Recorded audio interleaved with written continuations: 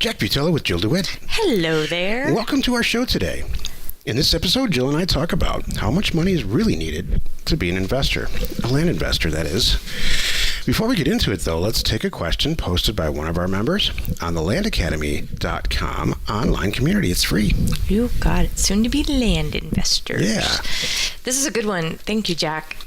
So first person asks the question, and then the second part, I'll tell you, one of our people weighed in and answered the question, and then Jack and I will add in our comments. So here we go. Rob asked, I am a real estate broker full-time who invests in land on the side. I would be curious to hear any strategies real estate agents are using to cultivate listings from your investment mailings. As I am sure you know, I come across a lot of property that is not a good fit on the investment side because of the numbers. However, many of these properties would make nice listings. Any thoughts on turning that corner? So our first, our person weighed in, Adam, said, I think it's a great idea. I have a good relationship with a realtor in one of the areas where I invest. When I talk to people and they want way, way more than I can pay, and they are adamant about getting retail, I suggest they list it with a realtor, and I recommend my friend. I pass the listing over to her. She helps me by taking pictures of various parcels in the county where she works. Everyone wins. I have pretty much nothing to add. The reason I put all this in here is because I have nothing to add either. I think, you align yourself the same way that you do with a buyer. When you wholesale houses, you align yourself with a couple of good buyers, and you say, hey, you want to do the deal? And they say, yeah, and then you just walk away. I would add one thing, because this goes both ways, because I have the opposite. I have not been doing what Adam does, but what I have been doing is aligning myself with a realtor who gives me listings that are too small for him. I'm like, dude, why don't you want this? Why don't you buy this? He's like, oh no, it doesn't mean, not my thing. I don't want to do it. So it's a realtor that people come to him and they want to sell retail. And he says, that's great, but I won't take your listing just because there's not enough money in it for me. So let me get this straight. So then he gives one to me. I know this goes on, but it cracks me up every time you bring it up. There's real estate that he's aware of, this agent, that's priced too low for him to make any money on it. As a commission, commission. Does that just redefine irony? Right, and so he says, I don't... No, it's priced too low. Then he gives them to me, and I'm like... I don't want any low-priced real estate. I'm like, well then, guy, why are you buying these yourself? Oh no, what's the answer to thing. It's not his thing. Some people, I think that it's just people are on a narrow path, and that doesn't meet his criteria. So you know what? I give him credit, because maybe he's so busy in his retail world that he doesn't have time to do some of these deals that might be too small for him. Hey, fine, but it rolls into what we do, so it's great. But that made my week. Good. No, I don't want any of that low-priced real estate. Well, that's bring the high-priced real estate over here. Well, what's so funny is I keep saying, wait a minute, let's look at these, some of these deals. I'm like, dude, you should just be buying this yourself. And he's like, I know, I don't want to. I don't, it's not my thing. Maybe that's a code for, I don't understand how it works. I'm afraid of the transaction. It could be all kinds of things. I don't know. But I don't want any of that old wine. Bring the real fresh wine. I don't Only know. the best fresh wine for me and my family. I don't know. It's so funny, I tell you. Or no, wait, let's go even better. Don't say wine. Wine can go bad. How about that silver? Oh, yeah, the old tarnished silver. Yeah, it's I like it, Jill. old. Oh, that's perfect. True. Give me some silver. Maybe it's silver or gold. Maybe it's that. I don't know. No. Mine has to have that label on it. I don't know. Oh, here we go. That's what the show could be like. No, but, it's a good thing. And that's the whole point, I think, to all of this is once you wrap your head around we're all helping each other, it may not make sense to you, but we are. When you can understand you are helping someone by taking an unwanted asset off their plate and they are thrilled to let it go for less because they're getting rid of it in their mind, and you see it like that, then you got it. And that's the reality. Right. So there you go. And then I'm helping somebody else because I bought it so low. I can in turn sell it to somebody who really, really wants a piece of property that can't afford retail, but they can afford to buy from me, and they can make payments from me because they have a limited income, whatever it is. There's a lot of our people that are making payments that are on a unlimited income, and they're like, wow, I never thought I could even own any piece of property, and thanks to you, we are. So I love the way these two guys answer each other's questions, and it was probably better and more eloquently stated than I could. This is good. If you have a question or you want to be on the show, reach out to either one of us on landacademy.com. When do you think we can start saying landinvestors? I think we should now. All right. It's coming. Next show. It's almost ready. Today's topic, how much money is needed to be an investor? Today's topics, by the way, all 5 of them, were handwritten by Jill. This week, I'm sorry, this week, purely because here's some behind-the-scenes cash flow from Land Show. Purely behind the scenes. Oh no. Because she's tired of answering these questions. Well, I thought these are all this week. These are questions that come up to me when I do my lot of like new member calls, and people who are just thinking about this, they can go on our website, and if you don't know this, you can go on our website and there's a place to schedule a call with me, and you get a free 15-minute call. And these are a lot of the questions that people ask, and so I thought, all right, I'm asking and I'm answering enough there that this is a big deal, and so I wanted to bring them up this week to answer them for that many more people. So here's the answer. How much money is needed to be an investor / land investor? You need some money. Well said, Jill. You cannot, if you think you're going to come into this with $500 and you're going to handwrite some offers and you're just going to get something out there and you're going to not even going to buy anything, you're just going to try to, what we call as an option, you're just going to kind of have an agreement with the seller and you're going to go market it like yours and try to split the, you're just going to start off that way. This is not the way to do this. Said. Thank you. I love my backseat position. I'm serious. This week, this is realistic. You don't need to have $100,000 in the bank. No, depends on what you want to buy. But do you need to have a couple $1,000s behind you? Yes, if you want to do this right, and you don't want to take out it on a credit card, and you don't want to do a second mortgage or something. You want to spend 6 months putting $5,000 or $10,000 away, so you can turn that into, so you can double that in 60 days or less, depending on your timing and your schedule, your whatever, and then go from there. That's the reality. Can I pipe in on this? Sure. It's like this is a Jill show. I like the Jill show. You know what? You know what? You could raise your hand. Just kidding. I'm a huge fan of the Jill show, by the way. Thank you. Usually in person. Oh boy. You need about $5,000. That's a magic perfect number. If you don't have $5,000, you're going to be okay. But you need to concentrate on learning how to manipulate and use data and the tools that we make available, because that's really your career in the very beginning. All right? People who would not be asking this if they're furthering their career. Mm-hmm. This is a question for a new person. Mm-hmm. And I think, everybody wants to go into everything with $50,000, $100,000 in the bank just as a bunch of cushion. That's not realistic. So if you first concentrate on not how much money you need or any of that stuff, just learning how to use data to send it to offers to owners, send offers to owners, the money's going to find you. I know it sounds like a cliche, but it's true. I don't want to sound like your father.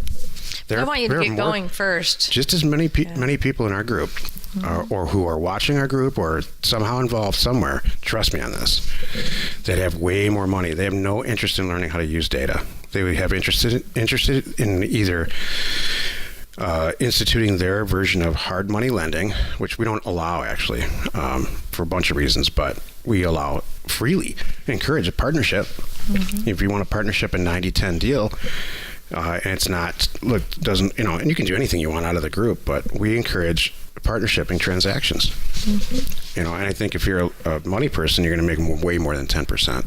Right.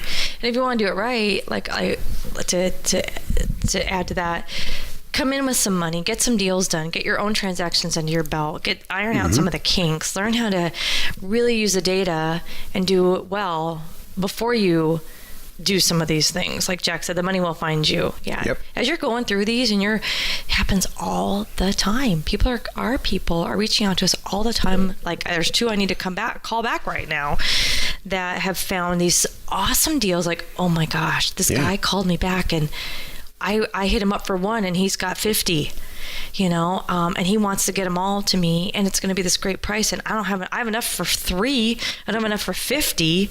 So what do we do? And that's where Jack and I come in. We'll partner up.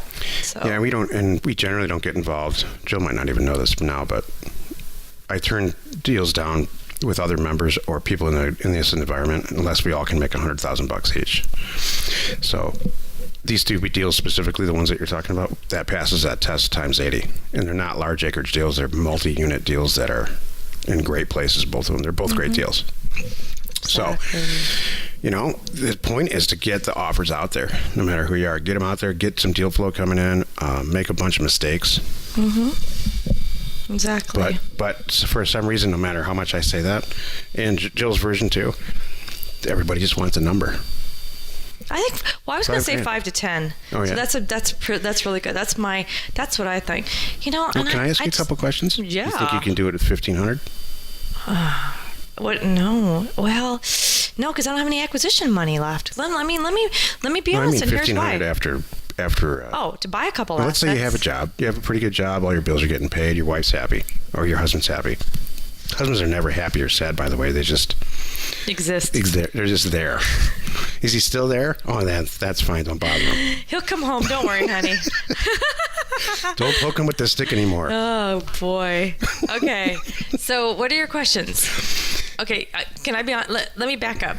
All right. I want you to first budget and invest in education and affording to do this, meaning money every month to access data, to download records and send out mailers.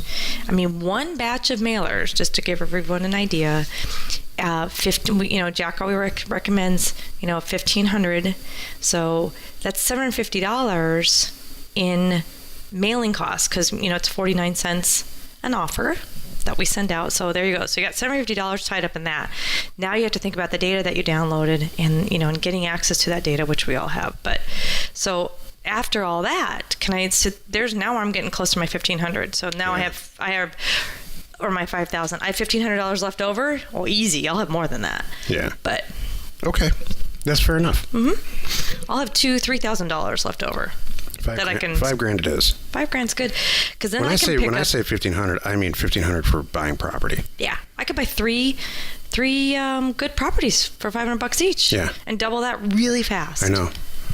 No, I agree with you. I was just I think now it's a semantic issue, because I just assumed somebody's got a pretty good job, they get the extra money to get involved in the program, and then they still have some money set aside for acquisitions. It depends on. Depends on the person, And then what traditionally happens is, or I see it happen a lot, is they do exactly what we just said. And then the next thing you know, they go, oh boy. Yep. And they're calling their brother and their father-in-law, and they're like, okay, we got to do this. And then they all get involved, which is really great. Well, that's exactly what happens, because you send it's hilarious. You're exactly right. Send a bunch of offers out. You get them back. You're shocked that it even worked at all. And you're staring at, that if you do these deals that are sitting on your desk, signed, that you're going to make 10 or 15 grand. You just need 5 or 6 grand to buy them and flip them. So then, yeah, exactly right, Jill. Then it's like, then the questions stop. Have you noticed that? That's very true. It's like, what happened to her? She joined us 3 months ago. I didn't hear anything. And then up she pops, and it's like, oh, yep, okay. I just made $72,000. That's an exact comment I heard this week. Oh my gosh, exactly. Remember, we had an email the other day. We shared it at our event that, in 6 weeks we had a guy he's like, I'm not even worried about replacing this job when I got laid off. Yeah. I made $50,000 already. Yep. I'm like, okay. In the first month of the year. Yep. Thank you. So, how much money do you need, Jill, to start this? I want you to have $5,000. All right. I want you to have $5,000. I like your hard answer style. Thank you. And Good if you work. have more, it's even better. If you're close to 10, that's even better because you can buy that much better and more properties with it. But if you had $5,000, you could do the whole program. You'd be safe with your mailers. You could get stuff rolling, and you have money to buy stuff. I talked to a guy today on a call, a consulting call, and he said, this is an amazing story. He started out very young as a timeshare salesman and found out that he didn't want to do that really quick. And then he went to work for an auction company, like a live gavel auction company in the deep south, and where they sell real estate that way, like it's 1961. Mm-hmm. And so he's got this built-in buyer group. Mm-hmm. And he's killing it. Exactly. He's absolutely killing it because remember I say the most successful people in our group are the ones that are a little bit creative. Yes. They apply the real basic concepts to whatever their situation is. You know what else? They don't get hung up on details. Yeah. And so this guy's just yet another incredibly cool, creative way to do it. Mm-hmm. And he didn't tell me how much money he has or hasn't, but he's got buyers lined up, so It doesn't matter. Doesn't matter. Now he's just trying to find the sellers, and he is finding them. Mm-hmm. That's the best possible scenario. Join us in another episode where Jack and Jill discuss how to use information, that's me, and inspiration, that's me, to get just about anything you want. We use it every day to buy property for half of what it's worth and sell it immediately. You are not alone in your real estate ambition. You feel better now? I do. I just need to do that sometimes. Jill, I know that. I know you get that question a lot. What did somebody say? Just recently, we did a podcast with one of our people, and he said, Jill, I know what you're saying when you say lay off the back tax. And I'm like, thank you. Thank you. And I love how he referred to only me, not you, because he knows that is just one of my issues that I have. Driving for dollars. That's kind of funny. Remember we used to, we should bring that back. Somebody started a thread a long time ago in Success Plant. You know what? That hasn't come up a lot. It hasn't. And it was something funny about, it was some of your Michigan things and some of the Jack things. It was just, and we were all rolling over some of your things. Someone could do now that I say it, watch her come. So someone could make a list Jill's pet peeves thread in Success Plant. I wonder what I might be the author of that. Let's you can get it all rolling. Like, let's see, what would be a good pet peeve? Like, you know what Jill isn't like? Carrots. No, I think, carrots are kind of wasted calories for me. I haven't really figured out the benefit of carrots. No, it's not that. Oh. No, I've seen you have absolute disdain for like carrot juice and stuff. Yeah, I'm not a big fan of carrots. See, that's your nice way of just covering for the fact that you can't. I don't hate it, but I'm just not like a fan. So, that's funny. Give me another one. What's a pet peeve of mine? This is good. I like this game. I don't think you can have more than one pet peeve. I think a pet peeve is the Mac Daddy of all your regular peeves. A pet peeve. Oh, so what's one of my peeves? Yeah, driving for dollars. Mean people. Mean people in all forms. Like I was just going to say that.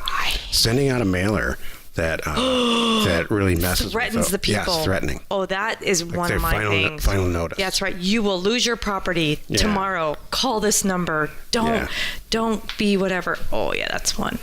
Okay, thanks. All right, I'm on it. This is gonna be fun. Information and inspiration to buy undervalued property.